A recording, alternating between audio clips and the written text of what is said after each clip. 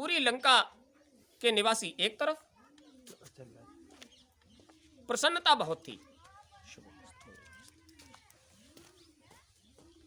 इतनी बड़ी प्रसन्नता कि जैसे कोई बड़ी जीत हासिल कर ली। हनुमान जी जब वहां पहुंचे उनके सामने, महाराज रावण के सामने, तो उन्होंने हाथ जोड़कर उनसे निवेदन किया, महाराज हम आपके दरबार में हाजिर हुए, चूंकि आपका दरबार है, हम किसी की कोई मर्यादा भंग करना नहीं चाहते, आपके दरबार में हाजिर हो गए, आपने बुलाया हम, और जिस तरह से आपने अपने दरबार में हाजिर किया हम हाजिर हो गए, आपने इस तरह से हाजिर किया हम हाजिर हो गए। रावण ने हंसकर कहा, इस तरह से तुम लाए गए हो, तुमको लज्जा नहीं आती? अपने आप को महावीर कहते हो, संसार में बड़ी ख्याति है तुम्हारी, बचपन से अब तक के जो चर्चे सुने जाते हैं उसमें तुम्हारी बड़ी ख्याति है, क्योंकि कई बार मुलाकातें हुई। इतनी ख्याति वाले को इस तरह से बांध कर लाया जाए, तुमको लज्जा नहीं आती? तो हनुमान जी ने थोड़े से ही शब्दों में रावण को समझा दिया। बोले, मोहिन कछ बांधे कै लाजा, कीन चहो निज प्रभु कर काजा। ये बांध कर लाए हो, हमें लज्जा वज्जा कुछ नहीं आती। क्यों नहीं आती? कीन चहो, इसलिए नहीं आती कि मैं करना चाहता हूं, निज प्रभु कर काजा, अपने प्रभु का कोई काम है उसे मैं करना चाहता हूं, तो जिस काम को प्रभु ने सौंपा है उसमें बांधा जाऊं, मारा जाऊं, जो हो सके हो जाए, लेकिन मेरे प्रभु का काम। बोलिए, ये होता है सेवादार। जो सेवा उनको सौंपी गई, रामचरितमानस में गोस्वामी जी महाराज कहते हैं, रावण की बात का जब उन्होंने जवाब दिया तो सीधे से कहा, मोहिन कछ बांधे कै लाजा, कीन चाहो निज प्रभु कर काजा। हमारे प्रभु का काम हो जाए, इससे भी ज्यादा कुछ करना चाहो कर लो, जो हमारे साथ करना चाहो वो करो, लेकिन हमारे प्रभु के काम में बाधा नहीं आनी। बोलिए, सेवादार का भाव क्या होना चाहिए? गुरुपद पंकज सेवा, तीसर भगत अमान। मान की चर्चा नहीं होनी चाहिए। उनके चरण कमलों की सेवा का मतलब यह है कि मान त्याग कर सेवा करना सेवादारी है, और सेवादार ही भक्त हो सकता है। अगर जरा भी दिमाग में ये आ गई, अच्छा हम वहां जाएंगे, वहां मथुरा में मिट्टी डालेंगे, हम जमलापुर आश्रम पर हम वहां जाएंगे, लोग क्या कहेंगे, उज्जैन कितौरा नीमसार जाएंगे, लोग ये कहेंगे वहां गए थे। इसका मतलब यह है कि तुम्हें मालिक से ज्यादा अपना मान प्यारा। और गुरुपद पंकज सेवा, चरण कमलों की सेवा आप तब कर पाओगे जब अमान, मान रहित होकर आप सेवा करोगे। और जब मान रहित होकर सेवा करोगे तो ये गुरु महाराज की मौज है कि वो इधर नहीं उधर आपको मान मिलेगा। हनुमान जी को इधर बांध कर ले जाया गया, देश दुनिया में जिस देश में भी गए वहां बांध कर ले जाए गए।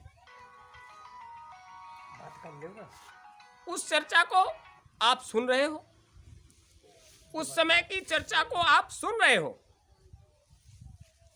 कितना प्रतापी राजा था जिसके यहां बांध कर ले जाए गए।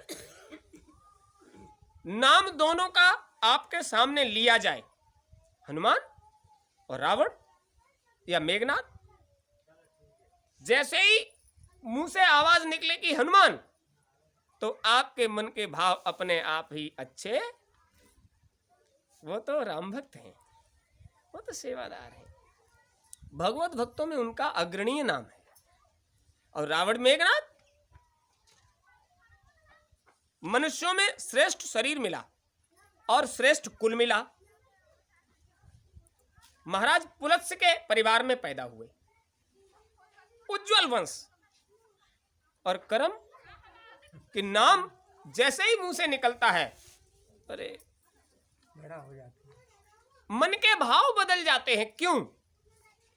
मन के भाव बदलने का कारण है कि आपके कर्म, आपके क्रियाकलाप अगर सेवादारी से संपन्न हैं, तो जब तक आपका नाम संसार में रहेगा, लोग श्रद्धा, विश्वास और प्रेम के साथ उसको लेंगे। और आपके क्रियाकलाप, आपके हाव भाव, आपके कर्म यदि संसार में दूसरे को दुख देकर सुख का अनुभव करने वाले रहे हैं, तो आप समझ लीजिए कि त्रिकालदर्शी प्रकांड पंडित पुलस्त्य के कुल में पैदा होने वाले उन संतानों के नाम आज अच्छे भाव से लिए जाते नहीं है। यहां तक कि पुतले बनाकर आग लगाई जाती है।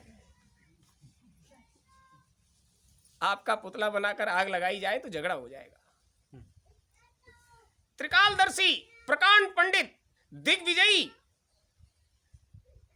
और जिसका मन में आ जाता है वही पुतला बनाता है, आग लगा देता है। किसी सेवादार के पुतले में कभी आग लगाई गई हो, सुना है आपने? किसी सेवादार के पुतले में कभी आग नहीं लगाई गई, और वो उस पूरे देश पर एक छत्र शासन करने वाले महाराज रावण के पुतले में आग लगा दी जाती है। क्यों? क्योंकि उस समय उन्होंने जिस चीज को पाल रखा था अपने अंदर, वो चीज आज भी संसार में छूट गई। वो तो चले गए, लेकिन वो चीज संसार में ही रह गई। उनका अहंकार, उनके क्रियाकलाप, उनके आचरण व्यवहार वो संसार में छूट गए, जिनका प्रभाव नाम लेते ही आपके मन मस्तिष्क पर आज भी हो जाता है। वो समय बहुत पहले जा चुका है। गुरु महाराज क्यों कहते हैं कि बड़े भाग मानुष तन पावा, बड़ी मुश्किल से मनुष्य का शरीर मिला, और उसे भी तुम इस संसार में ये सोचकर भोगते रहो कि इस संसार में जो कुछ कर पाए कर ले, उधर का किसने देखा है? अच्छा, उधर का देखने का तुमने प्रयास किया? जब तुमने उधर का कुछ देखने का प्रयास ही नहीं किया, तो उधर का देखो कैसे लोगे? जब प्रयास करोगे तब तो। एक बार चर्चा हो रही थी तो आपको बताया था, मुक्ति की चर्चा सब करते हैं।